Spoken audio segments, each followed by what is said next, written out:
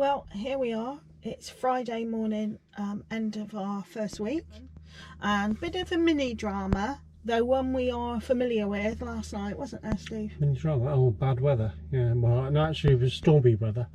We have a rule, don't we, where it's anything above 45 miles per hour, as in wind gusts, then the awning gets hammered all the way down to the ground with poles and storm straps and God knows what.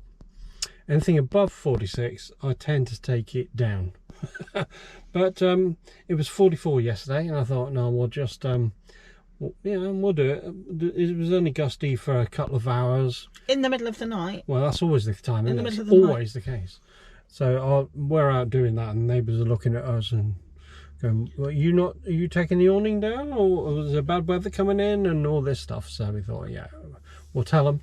We use an app called Wind Finder, which is a fairly accurate thing that sailors use for checking the weather conditions and things like that. So yeah, we that's what we use. Well, we heard on the news that a storm was coming. I think it was called Storm Everett. Yeah, it's quite a name, this one, isn't it? Yeah, it was coming in. It would hit in the middle of the night. So by tea time, about 6 o'clock, we went round, battened down the hatches, made sure we had every peg in, put the storm straps on, folded up chairs and whatnot.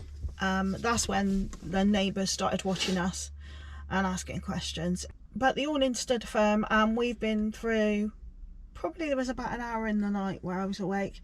We've been through much worse conditions than that, much worse. So this morning it's dull, it's raining a bit, so we're just going to go and have a little mooch. Yeah, little mooch, won't stop us. We're off to Torquay today. You can see a bit of that. Yeah. But no ferries, no boats. Don't want to risk being sick on No, the sea. Yeah. no. We're just going to stick to the very narrow roads. Yes. More of that later. No, actually, it shouldn't be narrow that side. That's fine. Just have to be careful with the sat-nav, just one tip. Obviously, you've probably got proper sat-nav for your unit, but when you're driving around, sat-nav will take you down the quickest route. In South Devon, that means going down alleys and tracks with grass in the middle, and the hedges brush your car on each side. My strong advice would be not to go down them. Follow a bus or trucks. That's my advice. Yeah. And pray for roads that have got a white line in the middle. Right, I won't need my sunglasses just yet. Let's go. So the plan here is to retrace our steps back to Kingsbridge and then up to Torquay, avoiding all those little country lanes, and as you can see, it's just over an hour. Well, that was quite easy. On arrival, we just head for the middle of town and the multi-storey. And as Brucey bonuses go, we find there's a market on today, and it's got a marina. Now, I'm not going to say it's a bit of a letdown, but I don't consider that one stall to be a market, do you? But meandering down to the harbour and marina. So here we are in Torquay Harbour, and I have to say, this is nice. You also can hire all sorts of boats here, jet skis. And on the other side of that first bridge there is some socks and canoes. You can, all sorts. And obviously it's a working port as well, so we got a load of fishing gear and stuff.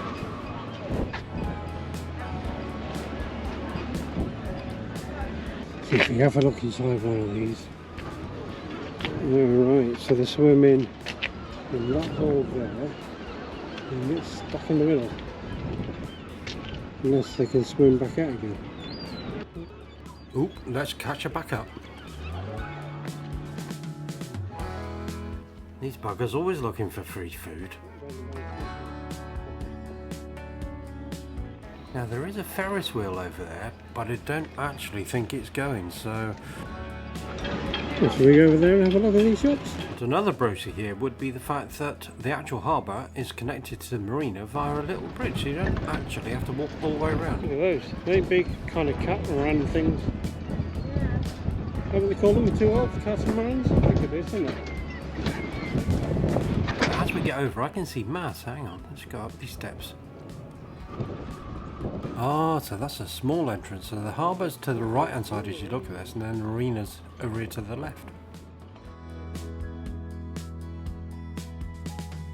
Way down there, it's bloody windy up here. And so we wend our way down to the other side, but when we get there, there is an actual memorial for the D-Day landings. As you know, Operation Overlord was the name for the whole thing. However, in Torquay, there were embarkation ramps made to be able to get machinery and or people over to those mulberries that were created in just outside Caen in France. And what you're looking at here on the left is a museum, but COVID's closed it. But I do like a good marina, and I have to say this is not a bad one at all, even if it is a tad windy. Torquay Marina is actually quite nice. So certainly the Had nicest a bit. board shop just here somewhere, and there's a chandlery just down there as well to have a look in if you like that sort of thing. Now walking back down to the normal run-of-the-mill type shops, you'll be able to see those embarkation ramps just on the left here, look. And including a ramp down, as you can see, to a disabled sailing association. Well done, Torquay.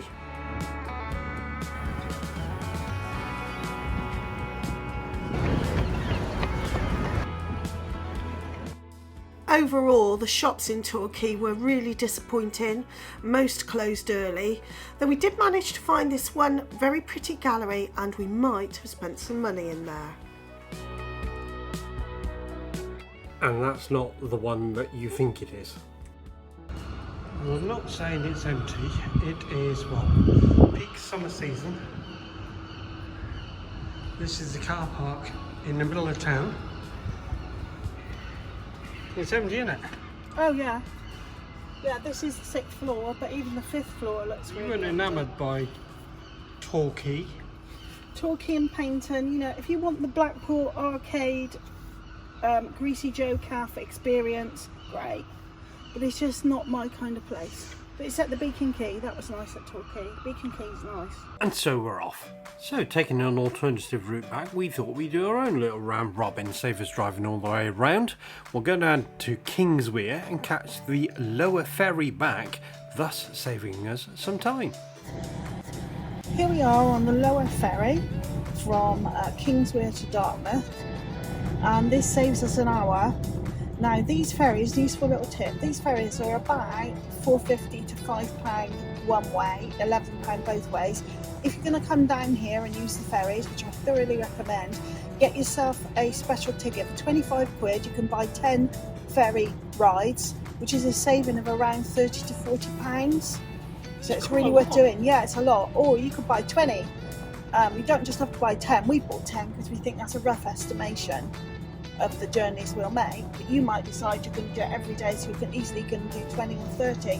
You will make a substantial saving by buying a multiple ticket, and they give you a card for that. Do you know the amount of fuel you would save on the A roads with passing places? Sorry, hang on, the guy's about to set off with his little tugboat, look. Yeah, He so drags this ferry across. we're going to have to go. Sorry about that, we're back.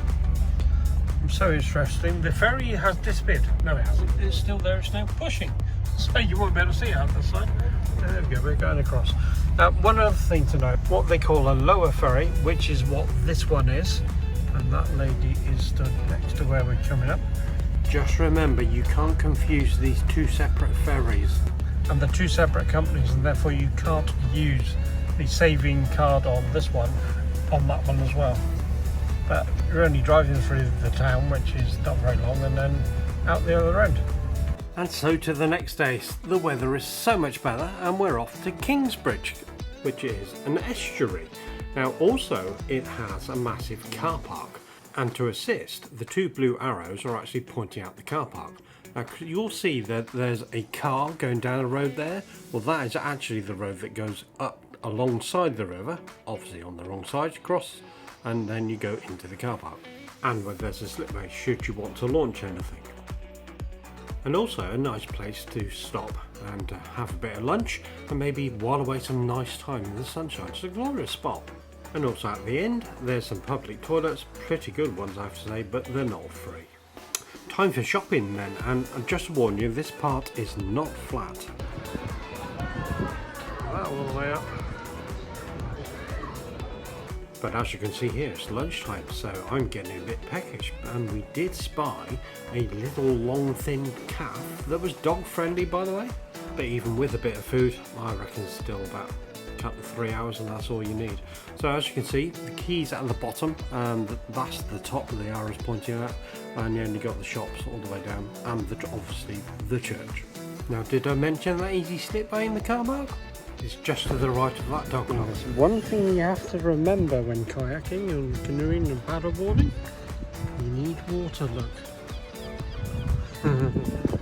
This happened around the midday when we were going shopping, so I think there's a tide app coming on. Did somebody say paddleboarding? So back at the site, let me introduce you to my next door neighbour, Paul, the good lady wife who's hiding, and Dexter the dog. Now I have to say Paul is slightly more advanced in paddleboarding than I am, because he can actually stand up and take Dexter on there with him. I have enough trouble with me on it. And how about this for fixing the problem?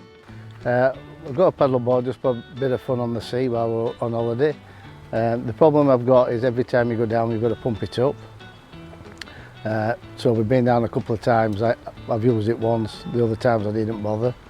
So I was in the pub the other day and somebody pulled up with sort of an inflatable soft roof rack.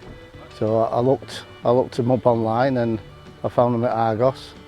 They're only £40, so I bought it and I'm going to try that so I can pump it up and keep it and then use it every day. Easy fit roof rack. Modelling. Yeah. 10 grand a day. 10 grand a day. Legs are out. What we're selling? Easy fit roof racks. £60 to you. What is it? An easy fit roof rack. 60 quid, 40 quid in Argos. So this is what I bought, £40 from Argos. Easy fit roof rack. And it actually says you can go 50 mile an hour, but I don't know if I'll be doing that. Probably not.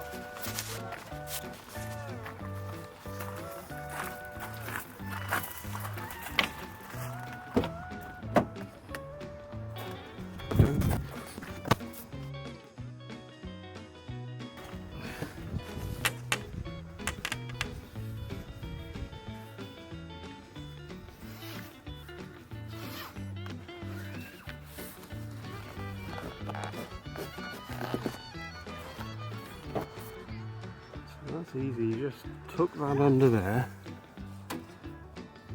That's brilliant, isn't it? And what's the other straps for, the big ones? They're to strap the board on. Oh, I see, so they go over the top again. Ah, cool. Ah, brilliant.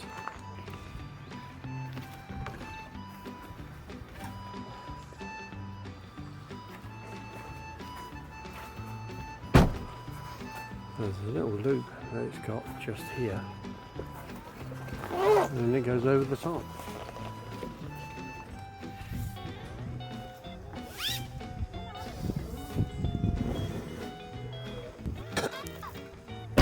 Oh, cool. I'll just get dog now. Get it.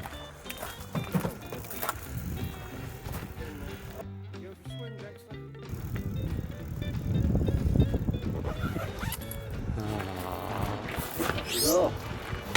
That's brilliant, isn't it? No heckling?